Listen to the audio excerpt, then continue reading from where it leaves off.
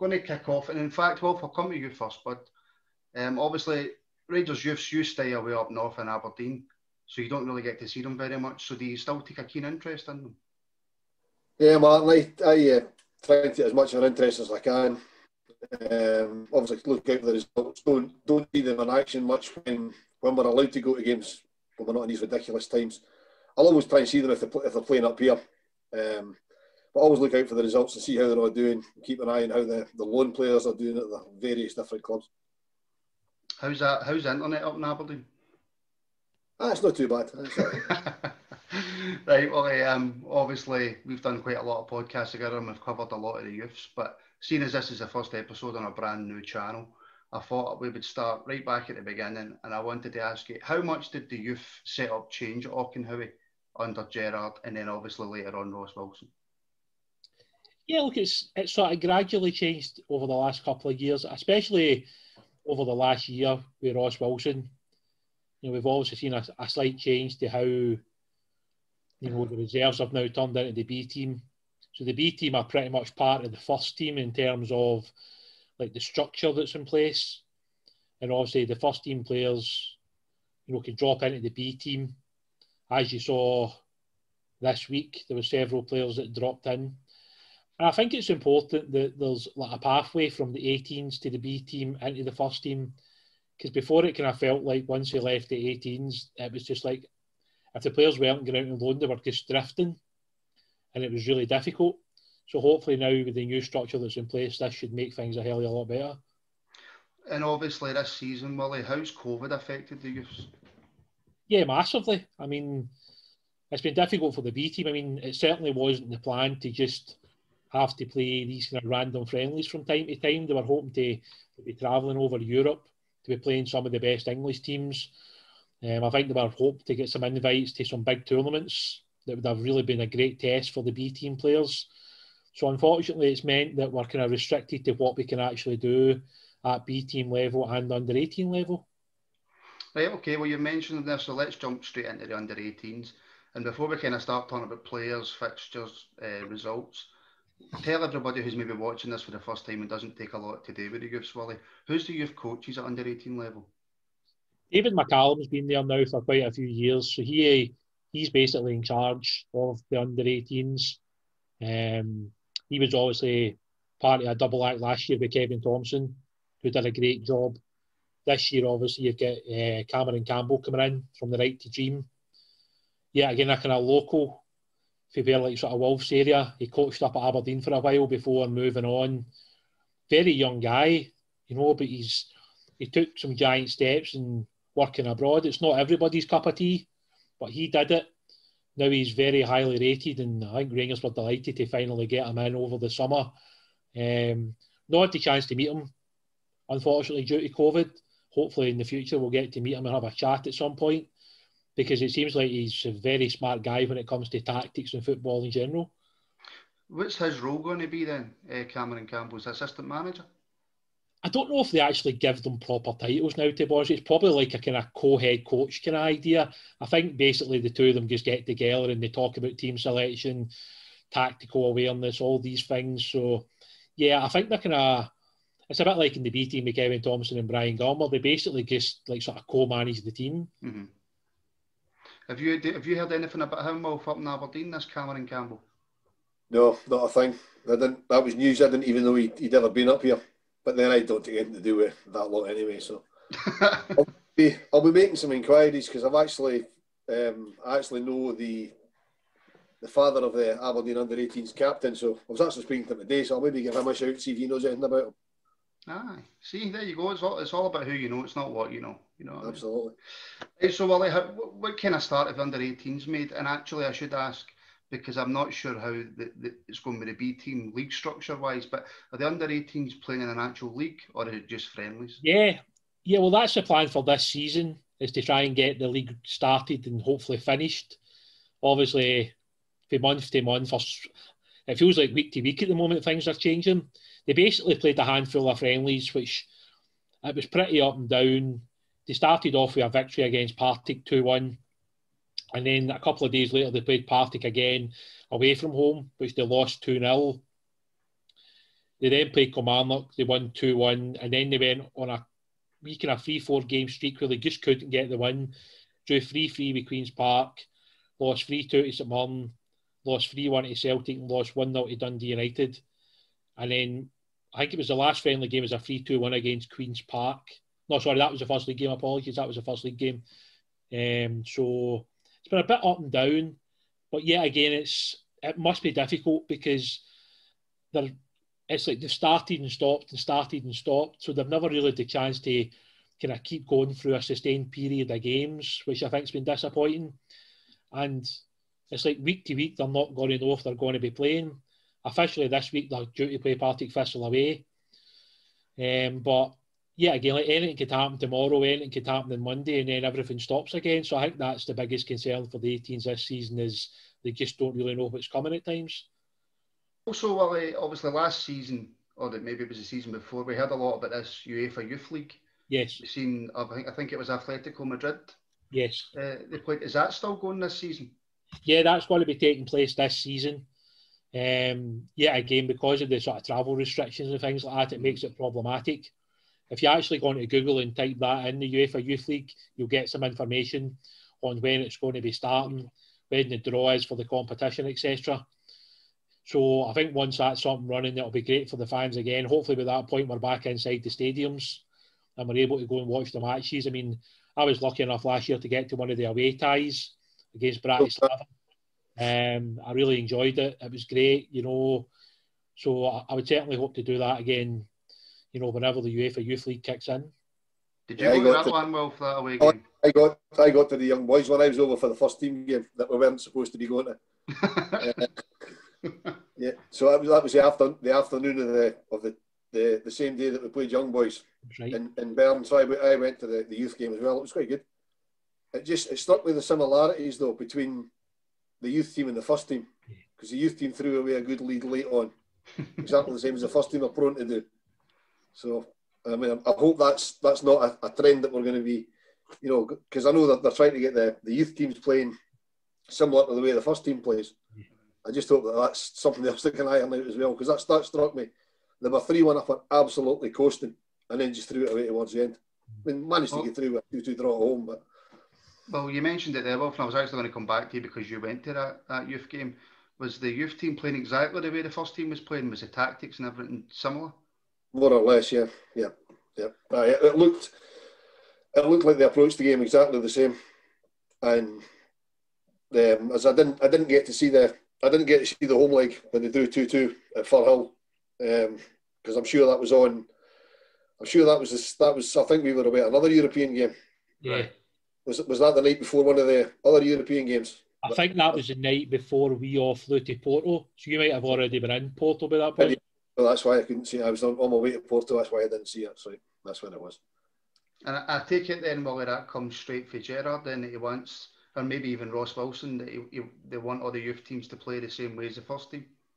I think that's how most clubs are. I think they want like a structure in place where, you know, if the first team play with 2 attacking fullbacks, then the B team should play with 2 attacking fullbacks, so that when James Tavernier steps out the team, that like Nathan Patterson can come in, or if Borna Barisic was to drop out, then James Maxwell, was in position to come in. So I think it's important that as a club, there's a structure in place from the first team, the B team, the 18s, the 16s, down and down and down, so that the players understand what they're doing. Because then when you move up to the next age group, you're still doing the same job you were doing previously. You're just going up a level, that's all. Who's the up-and-coming kind of young players for the under-18s we should be looking out for? In fact, before you answer that, because it might be different, who's started the season well for them? It's hard because we've not really been lucky enough to see that many of the games. We've obviously caught bits and bobs of the games here. I could really just look at the squad and pick players out that I think will be important this year. Obviously, Charlie Lindsay's probably one of them. Charlie obviously came in over the summer for Glentoran, and a lot of top clubs were looking at Charlie. Thankfully, Rangers had the deal done quite a while ago, so there was no chance of anybody else getting him. He should be a really big player for the 18s this year. I'm personally a big fan of Harley Ewing. He's a centre-back, powerful, good in the ball, reads the game well. And, he's one that's moved up for the under-16s. He's a really, really, really talented lad, and I've got really high expectations for Harley. You know, I think at the moment he might still be out injured, so I'm hopeful that he'll be back soon and everybody can get a look at him, because I think he has got huge potential. And yeah, again, another one of those centre backs that in the next year or two could easily be taking that step up to B team football. And what about that Leon King, the young boy? Is he moved up to the B team, or is he Yeah, still look, with the under-18s? Leon's basically in the B team now. I know he's Right. only 16, but he's basically seen as a B team player. It might be the club user maybe in the odd 18s game. I don't know yet, again, because we're not really getting It's hard to do the it. highlights. It's obviously really difficult to answer some of the questions, but Leon, in my eyes, will probably play most of the B team games this season. Him and Kyle McClelland, Harris O'Connor will probably play most of the centre back this season. So, but yeah, look, Leon's a special talent. I mean, I think anybody that's seen him play, you know, he's already built like a man at 16 years old. He can play centre back, he can play central midfield. He's just a talent, you know, and I think it was great to see him training with the first team recently. That must be a huge buzz. Mm-hmm. I think this season, if we get a favourable draw in one of the cup competitions, I wouldn't be surprised to see maybe Leon on the bench. So obviously, once all this COVID stuff and all that starts to calm down and we can get back in to see the games, we'll be able to break down the games a bit more, tell you a bit more about how players are doing in each positions and stuff like that. But obviously, until then, we can only kind of report on the scores that we see and the updates that Rangers give us. So for the just finishing on the under-18s then, Willie, what's the kind of next upcoming fixtures for them before the next time we speak?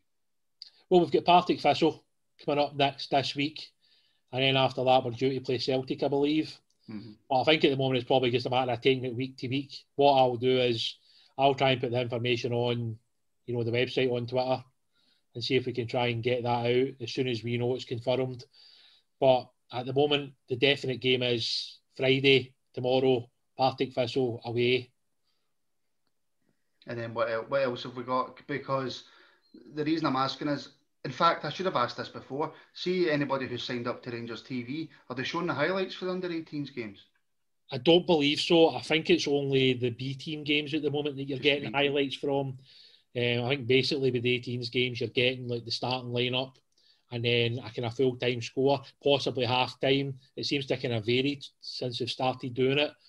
I would like to think now that the league is partially up and running that we would possibly see more from the club, but, you know, I don't really know exactly what's happening. It could be that because of COVID, maybe some of the staff aren't back yet. I'm not 100% kind of guessing with that, but I feel at the moment maybe some fans would like to see more for the club. They would like to see more updates, more match reports, more highlights. Hopefully that's going to come in the coming months. Right, let's quickly move on to the B team then. And Wolf, I'm going to come to you with this, but Willie mentioned that obviously the B team coach is Kevin Thompson. And obviously Kevin Thompson's got his own youth academy as well. And Wolf, every time you hear Kevin Thompson commentating on Rangers TV or whatever, he always talks about what it takes to become a Rangers player. So surely that can only help the young guys. Absolutely. I mean, I saw a thing with Kevin just tonight before we came on, before we started recording, about him being a charity ambassador, because they're giving him that role as well. And he just the way that he talks, the whole ethos that he's got for the club. You know, he said himself, he said, I grew up supporting a different club. He says, but I love it here. He says, the whole Rangers thing, he gets it. He knows what it's about. That's got to be good for, you know, you like to think by the time the players are in the B team, they know what it's about anyway, if they've come through the ranks. But obviously there'll be guys that will sign, like Charlie Lindsay, who I know was a Rangers fan growing up. You know, that'll come into the club at 16, 17, 18-year-old. That'll maybe need a little look. This is what the club's about. And having somebody like Kevin Thompson there, it can only be a good thing. And he appears to be a really good coach as well. Well, Wally, that's the thing. I don't think when you watched Kevin Thompson playing, you know how you always say you think he can become a manager, he can become a coach, he can become a scout or whatever. I probably wouldn't have pegged Kevin Thompson for a manager. I certainly wouldn't have pegged him for a youth team manager. No, he's been very impressive. You know, very impressive guy. He comes across well when he speaks. And I think he's honest. You know, he's always going to be a Hibs fan. Mm-hmm. And I think that's fine with me because also over the years we've been told many times by many players I'm a Rangers fan when they're probably not. So Kevin doesn't hide who he supports, where he grew up, who he played for. But he gets the Rangers mentality because he's a winner. Mm-hmm. And at Rangers, that's what we want. We want winners on the pitch. And Kevin understood that. And he's very much like that. You know, in some of the under-18 games, he would be the one that'd be shouting on the pitch, wanting a wee bit more from the players. You know, telling them to get higher, get involved in things. And I think that's just the kind of character he is. Brian Gilmore's maybe a little bit quieter, maybe more sort of methodical. You know, he's always watching the game, looking at the tactical awareness and things like that. I think that's where they're probably slightly different, but it should be a good pairing when you actually see the two of them together. How much kind of input does Steven Gerrard have into what the B team does? Is he in contact with Kevin Thompson quite a lot? I would imagine that obviously the contact would be if anybody's going to be dropping down for the first team to play for the B team. Because other than that, the team pretty much plays the same way as the first team. Aye. Not a huge amount of change on that front. So it might just be that maybe 2 or 3 days before the game, Steven Gerrard says, look, I'm going to make Andy Firth available or Glenn Middleton available, or I'm going to make X amount available to you for this next game. It might be 1, 2, 3 players. And then those players will then be fitted into the system. But then it's unfortunate because then some of the guys that have been playing regular for the B team then drop onto the bench. So it's trying to strike that happy medium, isn't it? Well, actually, Wilf, William just mentioned Glenn Middleton there. Are you surprised at the drop in Glenn? Because obviously last season he was coming through and he was looking as if he was going to be an established part of that first team, and now he's kind of stuck in the B team. I don't know if surprise would be the right word. I've seen Glenn a couple of times for the youth teams when not long after he joined, and he was too good for that level. But then he came into the first team, and I didn't think he was quite good enough for a sustained run in the first team. It's a hard word for somebody from Aberdeen to say, to be fair. I've got the misfortune to live up here. I'm not from here. Good missionary work. So I don't think Glenn kicked on. I don't think his loan spell at Hibs did him any favours, to be honest. It was one of them. That didn't work. He didn't seem to fit Hibs, and Hibs didn't seem to fit him. And I think that knocked his confidence a little bit. Willie will probably know more about that than me, but I think that probably knocked his confidence a bit. And I actually can't. It's sad to say, but I can't see Glenn making it with Rangers. I'd love to see it because I think he's a cracking player. But the way things are going, he really needs to up his game, and I just can't see it happening. You are kind of along the same lines as that, Willie. You don't see Glenn maybe making that step back into the first team? It's tough. I mean, like Wilf gets it spot on there. Glenn was too good for that level when he came in because he was banging in goals, he was creating goals, he was doing so much damage. That was why he moved into the first team, because like the level below it was too easy for him at times. But then at Rangers, it's so difficult to just go for like the reserves of the B team into the first team without maybe having to go out on loan. That's why like Nathan's a bit of a kind of special one, because he's just kind of moved from one to the other. It's not always that easy. You know, and Glenn's probably found that. And I do agree with Wilf. I think, you know, the Hibs loan's one that was probably the biggest disappointment. I think we all expected him to play reasonably regularly, and it didn't happen. And then he's come back, and it's kind of drifted since then. And I know he's still training with the first team, but it does kind of feel as though he's like a million miles away from a first team spot, which is kind of hard to say because I do like Glenn and I think he is a good player. Right, and obviously Graham Murray, he came in, he managed the first team, he put under a lot of pressure, didn't do the greatest of jobs, but there wasn't really the support network there to help him. That's just my opinion anyway. I don't think any of us expected him to come back and manage the B team again. I think we all thought that he was away. But well, obviously now that Kevin Thompson's moved into B team, the B team manager's role, what's Graham Murray's role now at Alton Howie? He's basically like sort of overseeing it all. So he's like sort of sorting out the pathways of players.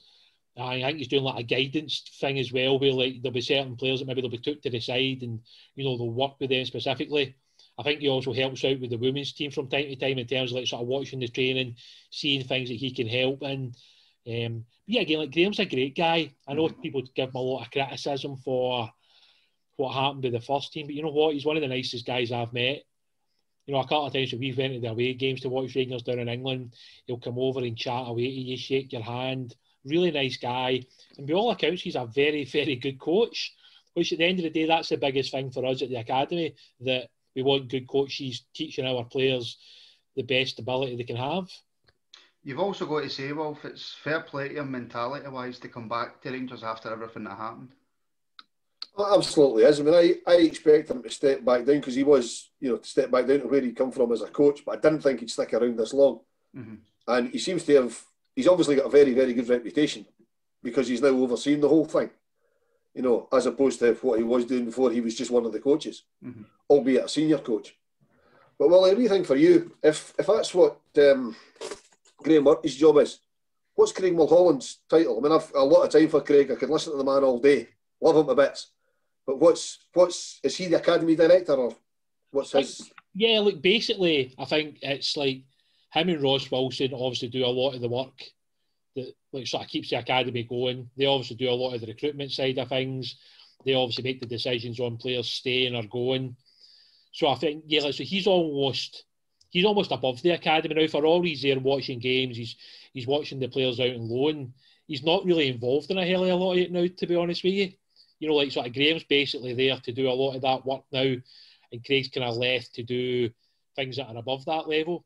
And I don't know if you've seen some of the things that they're doing now with these webinars, where the coaches are doing sort of one-to-one meetings, they're doing group chats. I think Craig takes a lot to do with that, as does Graham. And I think that's become a big thing now, that, they're expanding their knowledge and they're expanding what they actually do within the club. And, I think it's great moving forward that the club are looking to go higher and higher and higher, because at the end of the day, we want the best academy we can possibly have. Exactly. Now, obviously, as I've said, we don't have access to the game, so we can't exactly go through the games in any sort of detail. Obviously, and I'll repeat myself again, once this COVID stuff starts to kind of disappear, obviously, Willie, I know you'll get back to as many youth games as you can, but if you could just kind of run us through the kind of recent results for the B team. Yeah, look, it's basically all been friendlies apart from one, which was a Glasgow Cup tie. It's actually been a reasonably good start. I mean, they've played 11 games, 5 wins, 3 draws, 3 defeats. So, from that point of view, there's been a lot of changes as well. We've had guys like Glenn Middleton has dropped down a couple of times. Obviously, recently, as you say, with Andy Firth has played. But then we've had some really young teams that have played as well, for the B team. So, it's roughly started off with a 4-1 defeat to Dundee United, and then there was a bit of a break because COVID kicked back in again. And then we played BSC Glasgow. That was a 5-1 win. We then had a 1-1 draw with Queen's Park, 2-2 draw with Partick Thistle, a 3-1 win against Dunfermline, a 3-1 defeat to Clyde, which I think on the day was probably one of our youngest teams, I believe, that played that day. A 2-1 win over Albion Rovers, a 5-1 win against East Stirlingshire, beat Dundee. I think it was more of a Dundee reserve team, to be honest with you, but beat them 2-1. A 0-0 draw with Queen's Park in the Glasgow Cup. And then most recently, we obviously just beat Brecon 3-1 a couple of days ago. So it's actually been a reasonably good start. And I think the biggest thing to come out of this season is to see how many of these guys then make the step up to the first team next year, or how many of them are going to go out on loan next year. So that'll be the biggest thing for me personally, because I think it is now important that we do start to see 1 or 2 every year or 2 starting to break into the first team, because that's what the academy is there to do. Well, obviously, that's what the way football's went now, is about bringing through your young players and getting them in the first team and getting them sold. But, well, see, for all the years that you've been watching Rangers, have we ever really been a club that's brought through young talent? 1 or 2 here and there, but not any. But, I mean, if you bring... I mean, the way I look at it for any successful academy, as I understand the structure, they won't necessarily come through with us. But you look at teams all throughout the Scottish leagues and maybe not the Premiership, but the next level down in England. There's players that have come through our academy littered all over it, which has got to be good for the reputation of the academy. Hopefully, it brings in some money as well, because they're not all going to make it through the Rangers. I mean, if we've got a 20 team core B team squad, you'll be lucky if 2 or 3 of them came through with us. Mm-hmm. But if a dozen or so make it with a decent career, that's got to be good for the academy, in my eyes. Absolutely. There's been 1 or 2 come through with us. I mean, back when I first started watching Rangers, kind of early 80s, there was loads of young kids came through, but you didn't really appreciate where they came from. They were just in the team. It's only looking back on it, you see guys and they came through whatever the academy was called then.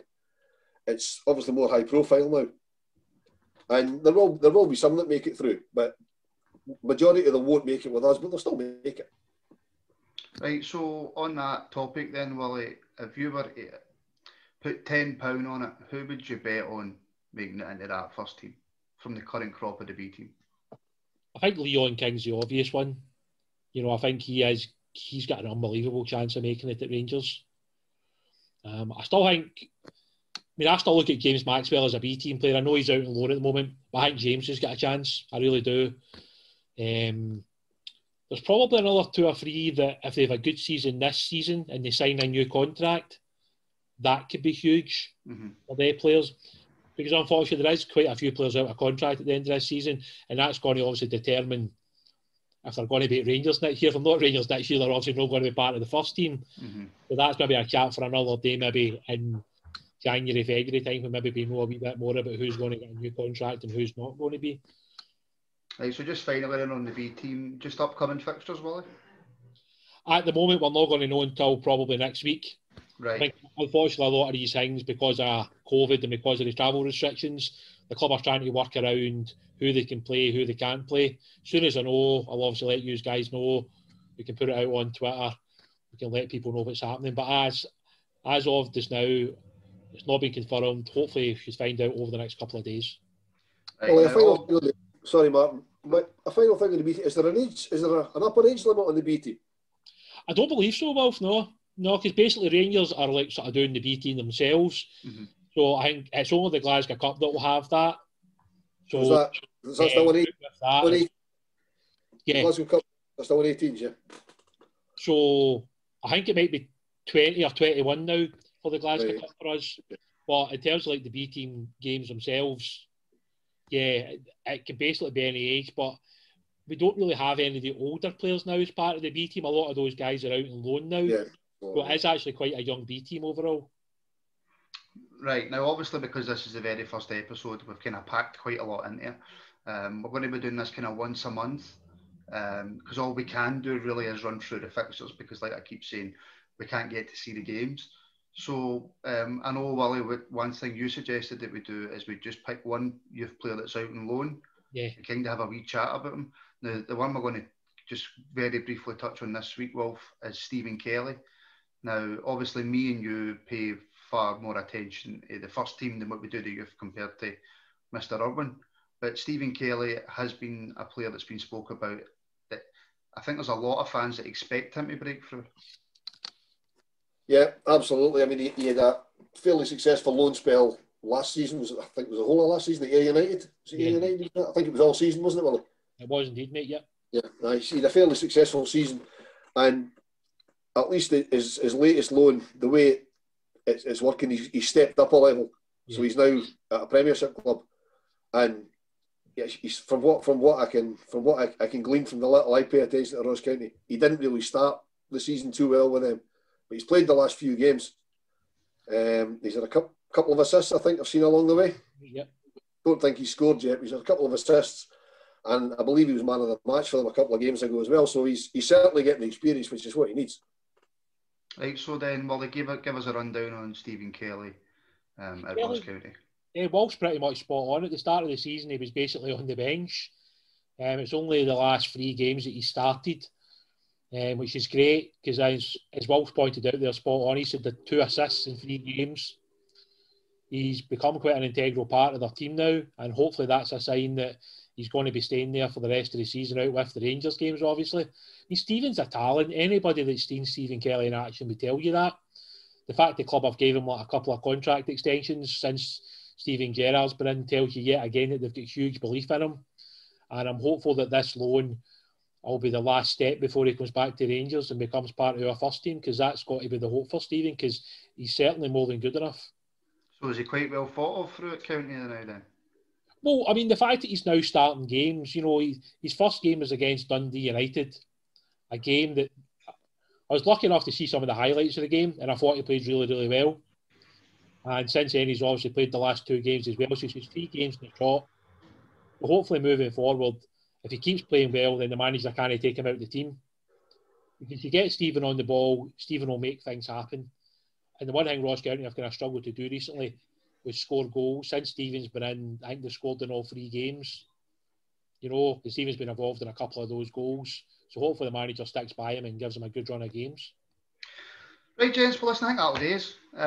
There's not really much more we can discuss at the moment. COVID's kind of knocked out our youth pod plans, but listen, that was the first episode we've done. There might be a few teething issues, especially with my intro, but listen, we'll get there. For anybody watching, if it does manage to go onto Facebook, if you could give us a like on Facebook and join my group, the Rangers Rabble. And on YouTube, if you're watching on YouTube, please leave a like and subscribe to our YouTube channel. So, William and Wilf, thank you very much. Pleasure. Pleasure, man.